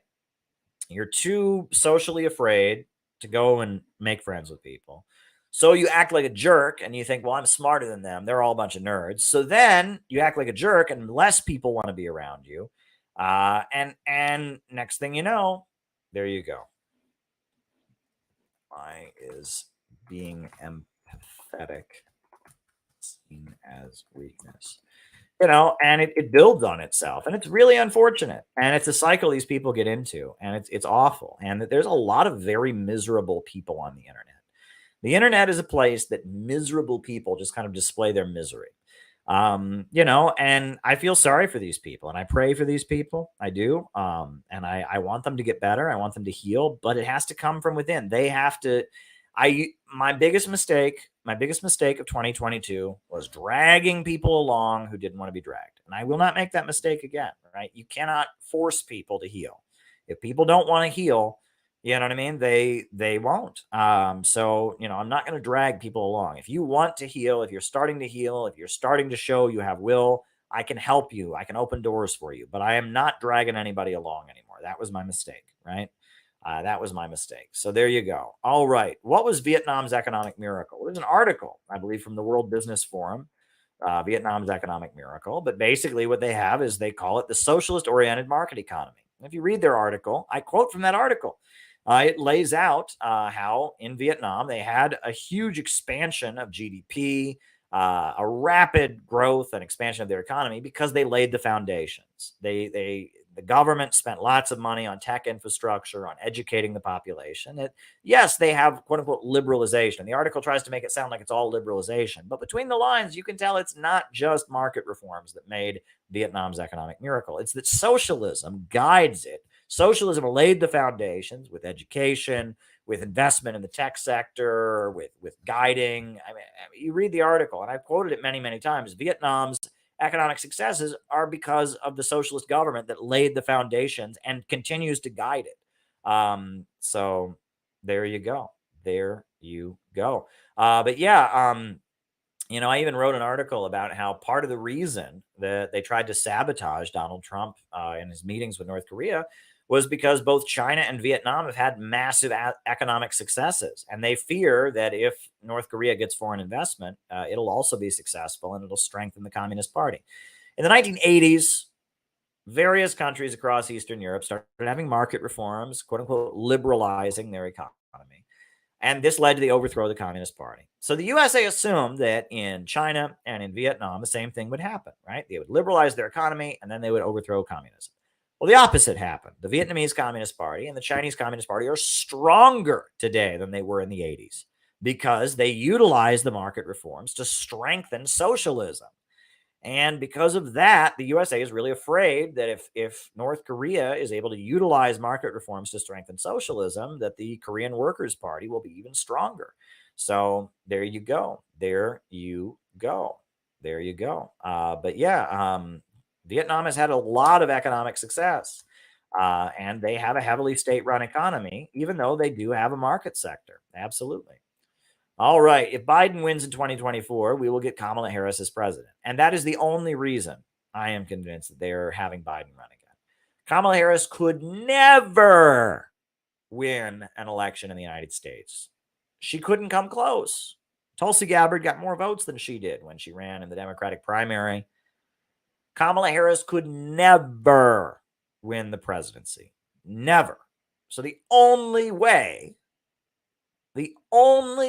possible way that they could get Kamala Harris to be president, right? The only way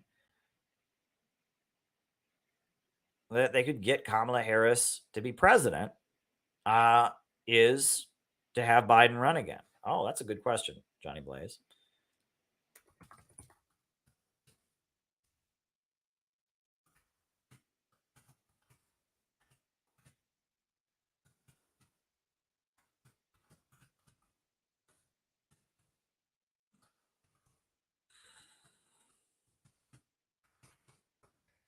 And the only way they could get Kamala Harris as president, and the Hillary Clinton State Department, the people who were the main financial backers of Hillary Clinton, they had a meeting in the Hamptons and they picked Kamala Harris. And I spoke about this on Monday when my speech comes out. I held up a picture of Kamala Harris's face. I talked about Kamala Harris in my speech. So you'll see that, Gala. You'll see that when I give my speech. But I wrote a whole book about Kamala Harris and the future of America. I talk about her father, Donald Harris.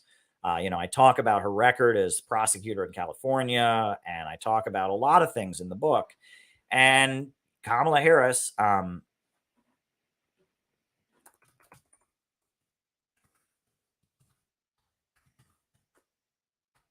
these are good questions people are coming out with. This is great. Kamala Harris, very much, she is somebody that they know how to control psychologically, and they want her to be president because they know how to push her buttons. They know how to manipulate her. So yeah, I mean, she's a damaged person. She sees herself as a victim. And I got into all of that. So there we go. All right. Lisa says she did not know about the Iranian Jews who believe only the Messiah can create Israel. Well, that is actually a pretty key tenet of Judaism, right? And that's why the Jews didn't accept Jesus as the Messiah, because, if he was the Messiah, he was supposed to be this great leader who would establish victory for the Jewish people, and etc. And Jesus Christ didn't do that, right? That Jesus Christ, the way he emerged did not fit what the Jewish religion believed the Messiah was supposed to be. He was a Messiah in a very different way than the Jewish religion taught. But yeah, the Jewish religion makes very clear that the Messiah creates Israel. All right, the Messiah is this great leader who will come and he will create Israel, and that'll be the end of the world, right? Is that he'll create this for the Jewish people. They'll have Israel, and Israel will be like Eden regained. And it's their Armageddon story, right? Is this guy called the Messiah shows up, and that a lot of Jews, and this is fascinating, believe that there is a Messiah in every generation, right? That in every generation a Messiah exists, but only the last Messiah counts, right? That in every generation there's somebody who has the messianic gene or the messianic spirit or whatever, but only in the last generation of human beings will that be the actual Messiah. And that's actually what Muslims believe about the Mahdi, right? The Mahdi, right? In Islam, they believe that, an angel will come at the end of the world, the Mahdi, who will come to battle the Antichrist, will come along with Jesus and battle the Antichrist. Now, Shia Muslims, the 12 Shia Muslims, believe it's Imam Mahdi, right? It's the 12th Imam. The 12th Imam, the 12th descendant of Muhammad, was a little boy, and he got lost. He just vanished. He just disappeared. And they believe that he is in every generation as well, that every generation the Mehdi is always around, right? And he reincarnates into one person, into another person. But then at the very end of time, the actual Mehdi will reveal himself, and the end of the world will come. The last Imam, the 12th Imam, or the last Imam of Shia Islam. And that's similar to what Jews believe about the Messiah. They believe there's a Messiah. Again, there's many different interpretations, but some Orthodox Jews believe that there is a Messiah in every generation, but the actual Messiah will show up at the end of the world. And in fact, there's like a billboard campaign in New York City people have seen. I believe it's for Rabbi Schneerson. There was a big Orthodox Jewish leader in New York City for many years. His name was Menachem Schneerson, and he was a very, very well-loved Orthodox Jewish rabbi who was a supporter of Israel. And when he died on his deathbed, many people were wondering if he would announce that he was the Messiah. Many people were wondering that. And he did not. But apparently there's a billboard thing going around, that in New York that says the Messiah has come, that they're calling him the Messiah. I guess. I think it's Menachem Schneerson. Somebody told me about it, and then I noticed it a couple times. I've seen the billboard on signs, the Messiah has come, and then they have a picture, and I think it's Rabbi Menachem Schneerson. And he was here in New York City. He lived in Brooklyn. He had an apartment, and they do a lot of dancing, right? They're called the Lubavitchers, and they're an Orthodox Jewish sect, of Hasidic Orthodox Jews. And what's his name was one of them. What's his name? The rapper, I can't remember his name. He's a rapper who Matis Yahu, Matis Yahu, the rapper. He was one of them also. But yeah, I mean, that is believed. Also, at the time of the Islamic Revolution, many people thought that Khomeini was the Mehdi because he called himself Imam Khomeini. And many people thought that Khomeini was the Mehdi, and that the Islamic Revolution represented the end times. Clearly, it didn't. But there were many people who wondered if Khomeini was the Mehdi.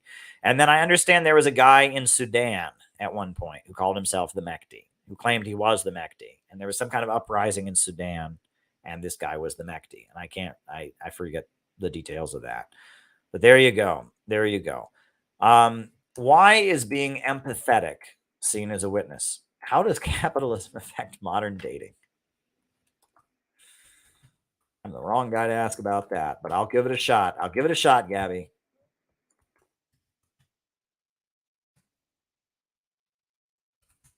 There you go. There you go. Why do people see being empathetic as weakness? I mean, let me just say this. Good people don't. Good people don't. But a lot of people in our society are trained to think that way. And I talk about that in my new book, Philosophical Irrationalism and the Politicization of Sociopathy. Getting people to believe that emotions are weakness, that compassion is weakness. This is sociopathy. And we have a society that cultivates that kind of insanity. We have a society where people who care for other people are often taken advantage of and preyed on. And so, Sigmund Freud talks about that in his book, Civilization and Its Discontents. And he talks about how love your neighbor as yourself is a great guard against human aggression. But in our modern society, it puts you in danger because there's, what about your neighbor who doesn't love you as himself and sees that and takes advantage of you? We have a society that doesn't reward people for acting in a moral, ethical way, but rather rewards people for acting in a predatory and selfish way. I think that Dorothy Day, she was the founder of the Catholic worker movement, kind of a pacifist Christian utopian socialist. She said that her goal was to make a society where it was easy to be a good moral person. That's a great goal, right? Build a society where it's easy to be a good moral person rather than a society that encourages people to be immoral and predatory. But I think good people don't view it as a weakness, Gabby, but there's many people in our society who have been infected with the insanity of capitalism. And that's why our society is coming apart, right? The radical individualism and the cultural atomization where people feel no obligation to each other. Right? This is what Marx wrote about. No remaining nexus between man and man, but naked self-interest, callous cash payment. That's in the Communist Manifesto. So there you go. Here's an interesting question from Johnny Blaze. If a comrade had a position that went against the majority of their party, would it be a violation of democratic centralism to air it publicly? Well, Johnny, look, I'm not speaking to your particular party because I know nothing about the internal workings of your organization. My understanding of democratic centralism is that democratic centralism means that, number one, once a decision is reached by the party, everyone is obligated to carry it out. Right? And number two, it means that you keep the fighting internal. Right? The fights, the divisions that go on inside of communist groups are kept inside the group. You have one unified message to the masses. But at the same time, it also means that, that there is debate, et cetera, et cetera. But once the decision is made, even if you disagree, you're obligated to carry it out. That said, I don't think democratic centralism is the way to organize in the United States right now. With our culture, with social media, it doesn't work, right? You need people to be able to express themselves publicly. You need there to be a variety of different voices and perspectives representing your organization. And CPI is not a democratic centralist organization for that reason. Look, Tyler's got a YouTube channel. Sam Bismuth Hertz has got a YouTube channel. Who else? I mean, other people, Liam, he's got a Quantum Leap. Liam, he's got a YouTube channel. I want as many CPI members to have a YouTube channel as possible. And I don't think at this point, with the way information technology is, that you can control discourse in the democratic centralist manner. I just don't think you can do that. Democratic centralism was a method in Russia, in the early 1900s for building a very effective party of new type. And it worked. And there's elements of it that can be useful. But unfortunately, I don't think that. Look, one of the problems is all these communist groups, one of the first things they do when you join them, you join PSL, they're like, do you have a YouTube channel? Well, you better not, because the party speaks for you now. And it stifles people, right? People get stifled and they get shut down and they're not able to speak. And I don't think that's the right way to do things, right?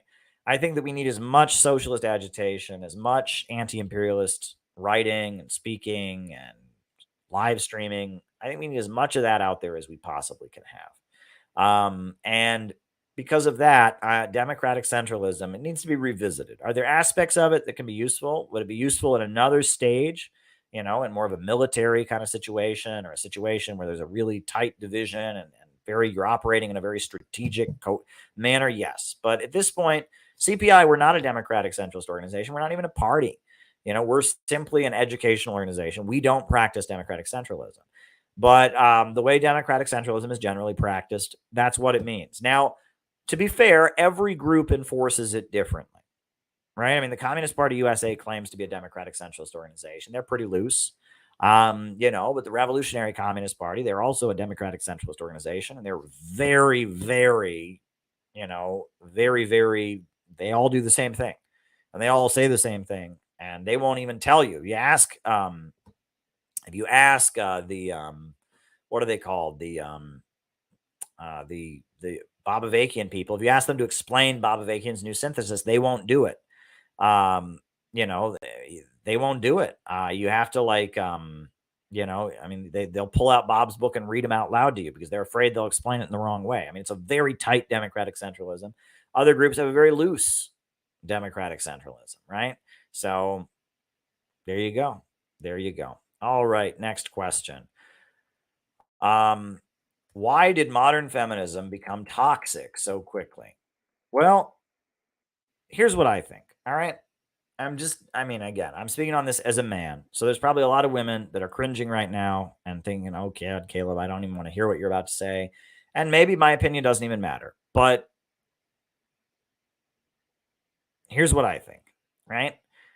I think, first of all, that, feminism is going to be of interest because half the population is female. Right? It's going to be of interest. Half the population is female. Now, historically, women have been subjugated by men. Patriarchy has existed, etc. But feminism very quickly embraced something called, a slogan, the personal is political. The personal is political. And that meant, men and women have dated each other, have gotten married, they've had children together. This has gone on since the beginning of time. Fathers have had daughters, mothers have had sons. If you're a human being and you're male, you interact with women all the time. If you are a human being and you're female, you interact with men all the time. Feminism went from being this political movement that said we're trying to get women the right to vote, we're trying to have equal pay for equal work, and it became this way that, and this is one of the things I've noticed, is that there are many, many videos on the internet. I'll just point to this, of women who call themselves feminists complaining about their boyfriends or ex-boyfriends. And they're framing their relationship with their boyfriend or ex-boyfriend as if it is a fight against patriarchy, how they were oppressed. And it's like, if he was beating you, if it was domestic violence, you might have a point.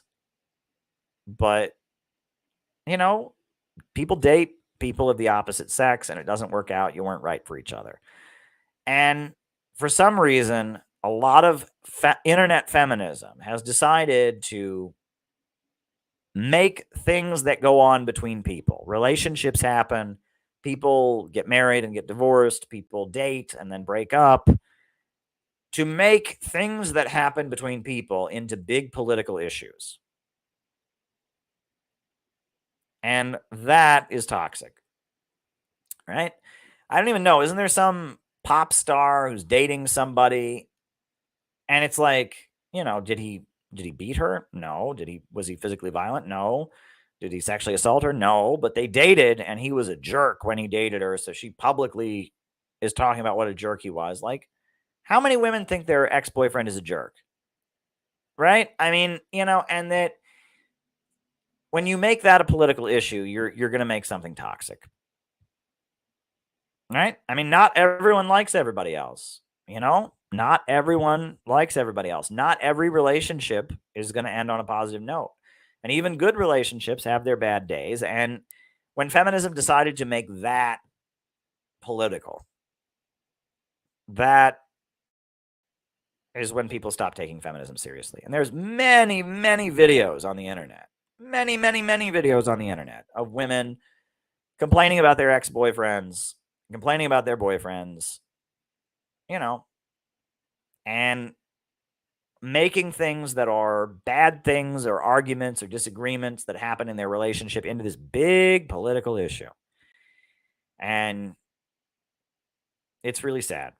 It's really sad, and it's, rape is rape, sexual assault is sexual assault, domestic violence is domestic violence. But I dated this guy and he talked about himself too much, or he didn't give me enough compliments, or I dated this guy. I mean, that is where, and I think that, if you're a serious political feminist, if you're really dedicated to a woman's right to choose, or you're really dedicated to gay marriage or equal pay for equal work, or I would think that you would cringe. I think you would cringe. I think you would absolutely cringe at people that make dating stuff political. Right? I think you would. Right? And I don't even have all the facts about this case. That I've just seen people told me about it. I don't follow internet drama because I just don't, I can't. I just can't.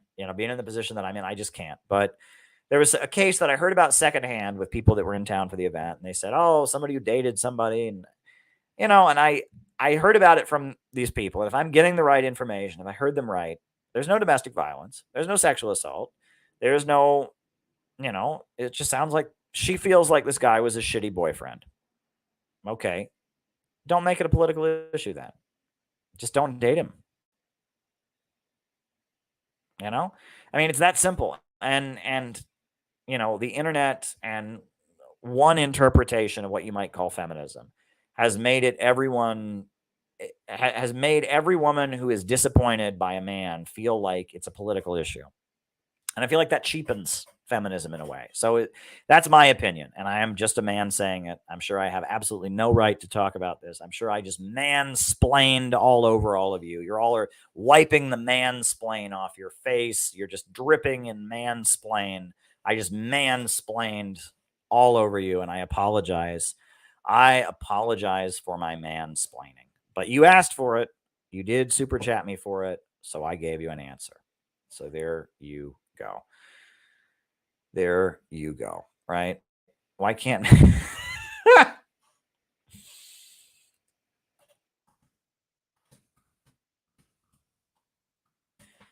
Alrighty. So, wow. All right. I got a few more of these to answer, Gabby. So, how does capitalism affect modern dating? I'm not the guy to ask about this, but one thing I think is that a lot of these dating apps, and I'll just be very quick about this, a lot of these dating apps make dating a commodity, right? When you're swiping through, right? You're just swiping through. Oh, do I like this guy? Do I like that guy? That's not how relationships happen, right? Good relationships don't happen because, you looked at a profile, and that modern dating almost becomes like shopping. You're shopping around the internet for men. Oh, I don't like this color of hair. No, I don't like this color. I mean, oh, he plays the violin. I've always been a trombone kind of person. And that online dating has made dating into shopping. And I think that, because at the end of the day, what makes romance is whether or not you click with the person. Right? Do you click with the person or not? You can't tell that by looking at their profile on, I don't know, what are the websites?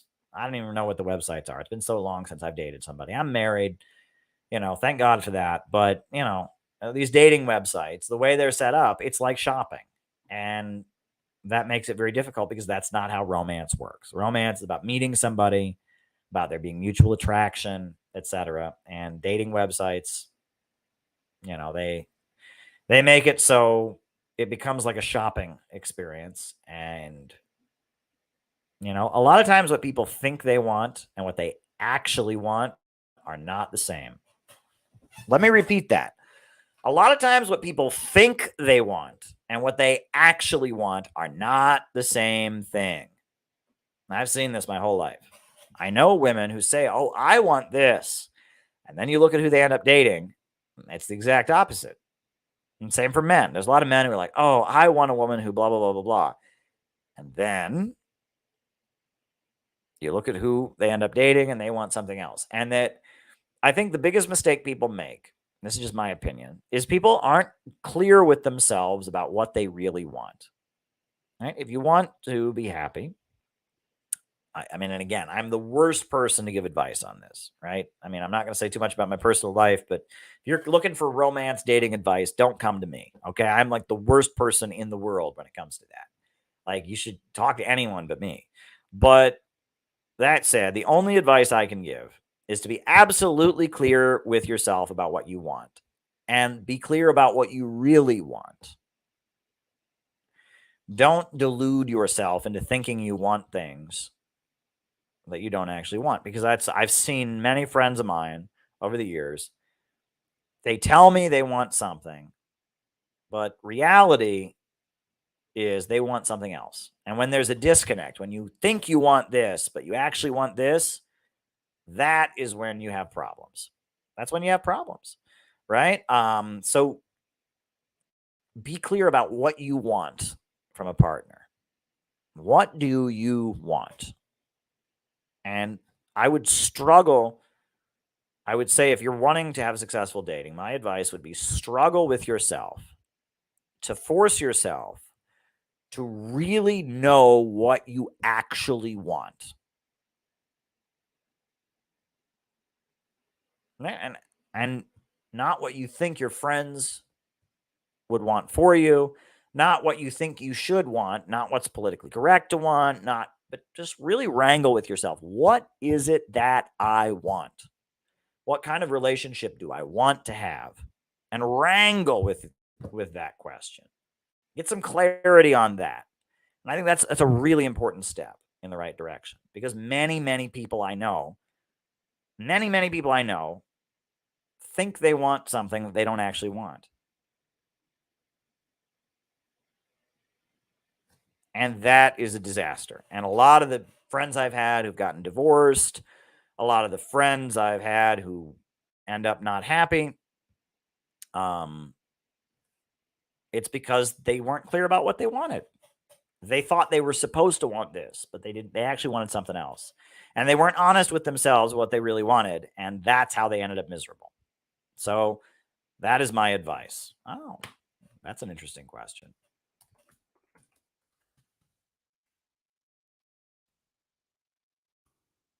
So there you go. There you go. Next question is, why can't men be men anymore? Well, Gabby, what it means to be a man has changed, right? Our culture can't decide what men should be, because for a long time we have the patriarchal father figure who has the income of the household, is the authoritarian head of the household, makes the decisions for the household. You know, that was the model. And we started deconstructing that. And we've decided, well, we don't want that anymore. We don't want a patriarchal father figure. So, what is a man supposed to be? The other thing is there's an economic component to it. Part of that patriarchal father figure was that he had a good paying job and the mom didn't have to work. And all of that. Well, now the good paying jobs are gone. And also on top of that, the mom does have to work, one income is not enough to support kids. And so the setup has changed. The way our society has operated has really changed. And because,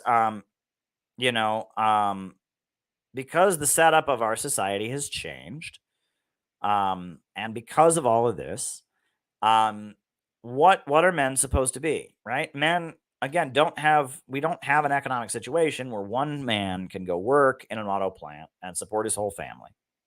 We don't have that situation. Plus, we have this message that that's bad, right? That's patriarchy. That's the oppression of women. So what are men supposed to be? And a lot of it is economic. A lot of it is just the lack of good paying jobs. But there's also a culture shift. We've decided that patriarchal father figure, that big, strong man who's the head of the household, that's sexist. That's chauvinist. We've decided, working out is fascist, apparently, right? If a man is muscular and exercises a lot, he's a big fascist. He's a big. So we don't want men to be men, but then women want men to be men too, right? And that's what's weird, right? Is that, the same women who will say, oh my God, that guy's working out, he must be fascist. Oh my God, I will, I will, rant against patriarchal males, will at the same time turn around and be turned on by the fantasy of a patriarchal male, right? And it's all over the place. Society does not know what it wants men to be, okay? And society is not telling men what they should be anymore. And because of that, because society is not telling men what they're supposed to be, men don't know how to deliver, right? If you put it in order for the pizza and it's not clear, when they deliver that pizza, it might have anchovies on it. You don't know what it is, right? And society has not decided. We've scrambled it all up. There used to be very clear expectations for what a man was. Now those expectations are all up in the air. Men are getting completely mixed messages about what they're supposed to be. What are you supposed to be if you're a man? Are you supposed to be a patriarchal father figure? You're supposed to be the head of the household? Are you supposed to be the breadwinner? Are you supposed to be muscular, or are you supposed to be sensitive? Are you supposed to, what are you supposed to do, right? We now have situations where, women make more money than their husbands. That's very common, right? And there's many examples of this I can talk about, but because our society is not giving a clear message to men about what they're supposed to be, men aren't delivering on that message. And I think that answers your question, Gabby. Wow, people are just rolling in with questions. Did you see the post-Brezhnev, pre-Gorbachev USSR as distinct era, or did Gorby just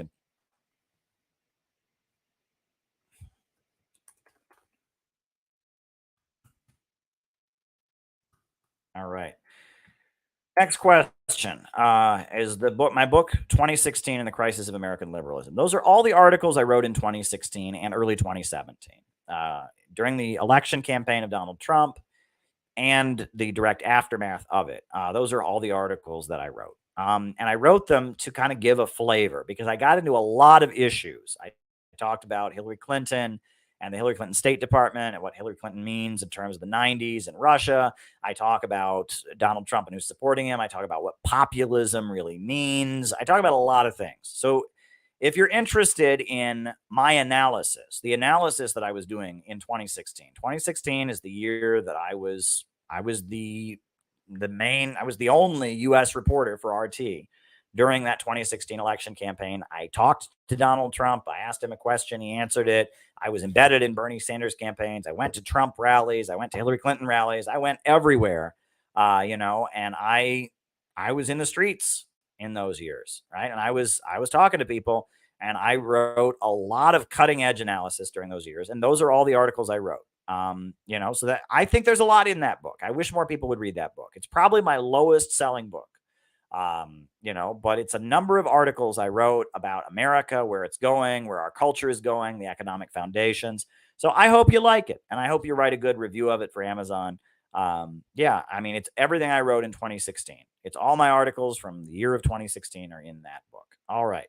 I appreciate men. That's all. I sympathize with them. I have a son. Thinking about how he will grow up in an unstable society, I feel terrible. Oh, Gabby, hang in there, and you're a great mom. I'm sure you're doing a great job. You're a person who thinks very deeply and takes these kind of politics very seriously. You've given your son a lot of love and attention, and I know it's a hard world to be in, but I know that you're going to do the best job you can, and that being a parent is a big responsibility. I never intend to have children because it's a big responsibility, but you've taken that on. You love your son, and I'm sure you're going to do a great job. And I have confidence in you, Gabby, because you're a very responsible person. All right. And there's one other super chat. Oh, post Brezhnev USSR. I really do think that, after Brezhnev, you had what? Yuri Andropov, right? And he was also kind of an old hardliner. Gorbachev was a turning point because he was from a new generation. The problems that Gorbachev was trying to address, I think, were probably there during the Brezhnev years. But Gorbachev represented a layer of the Soviet bureaucracy that was new and was much more westernized, was from a different generation. Gorbachev was the first leader from a different generation, and he had been heavily influenced by the synthetic left. And I think that's the issue there. That Gorbachev was from a new generation, heavily influenced by the synthetic left. There was kind of a turning point in the Soviet leadership. That's what I think was going on there. And on that note, folks, I am going to end the stream. We ended up going almost 2 hours tonight. You guys asked me so many questions. Good for you. Good. Bring it on. Bring more super chats. I'll probably be back. Oh, my goodness. Another one. Erdogan turned on Russia inside of the political climate in Turkey. Erdogan will make a deal with whoever offers him the best deal, right? He's an independent bourgeois nationalist. And at some points, it seems like he's more pro-Russian, more pro-China, but, his foreign policy, he was trying to overthrow Syria for a long time. In Libya, he's on the opposite side of Russia and China. So Erdogan is a bourgeois nationalist. He's a lot like Modi. He's a lot like, different leaders around the world. And that's what you have to remember. He's not under the control of the imperialists. Obama did try to overthrow him with a coup. But so the fact that he turned against Russia, not surprising. The USA must have made him a deal. There you go. All righty. But I don't know if that's exactly, I'll have to go look into the events. I'm not sure I interpret it the same way as you do. I'll have to go investigate what you're referring to. But Erdogan, he goes back and forth. He's not solidly an anti-imperialist. So that's important to remember. So there you go. All righty. And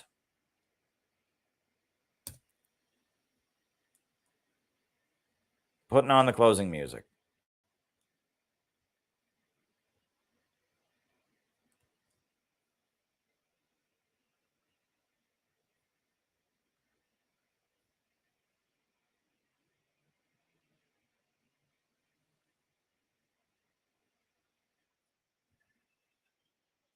against U.S. imperialism is now emerging throughout the world.